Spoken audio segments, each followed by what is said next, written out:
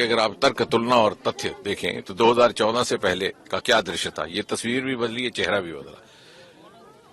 ये शहर सड़कों के अभाव से इतना वंचित था कि इसे पगडंडियों और ढकियों का शहर कहा जाता। लोकप्रिय गीत लिखे गए डोगरी में, उधमपुर ऐदियां टकियां। आज अगली नस्ल के बच्चों को पूछिए, भूल जाएंगे गीत।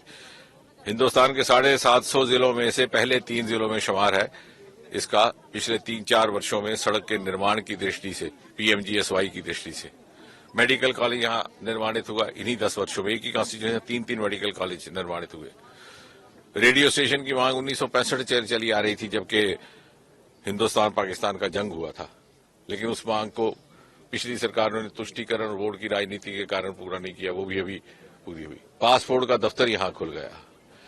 मानतलाई का आश्रम धीरेन्द्र ब्रह्मचारी 35 वर्ष पहले छोड़ करके गए थे। कांग्रेस सरकार के बहुत नजदीकी थे, लेकिन उनके काम की पूर्ति मोदी जी के आने के बाद हुई। आज वहां state of the art wellness centre बना है। लेवेंडर अथवा पर्पल रेवोल्यूशन, जिसका जिक्र मोदी जी ने मन की बात में किया, 26 जनवरी को उसकी झांकी भी थी करते हुए पथ पर।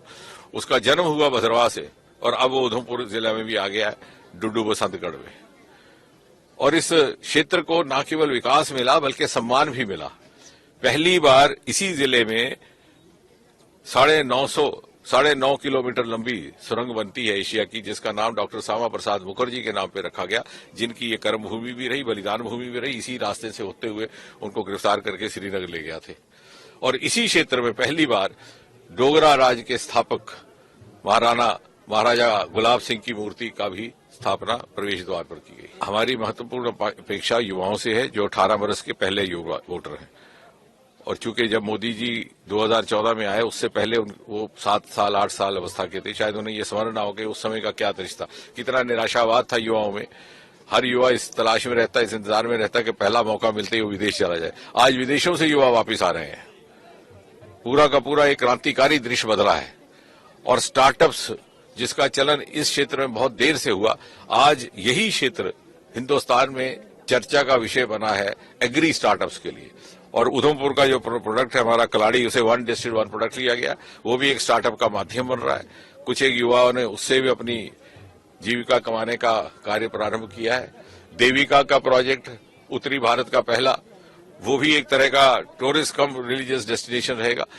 तो पहले 10 वर्षों में जो पिछली कुताहियां थी उनको पूरा करने का काम हुआ। फिर दूसरी टर्म में उनको स्थापित करने का, इस टर्म में उनको नेक्स्ट लेवल पर ले जाकर के, ताकि ये आकर्षण का केंद्र बने, शिक्षा की दृष्टि से भी, पर्यटन की दृष्टि से भी। अगर आप ये वीडियो YouTube पर देख रहे हैं तो हमारे चैनल को सब्सक्राइब करें और बेल आइकन को दबाना ना भूलें। अगर आप Facebook पर ये वीडियो देख रहे हैं तो हमारे पेज को लाइक करें।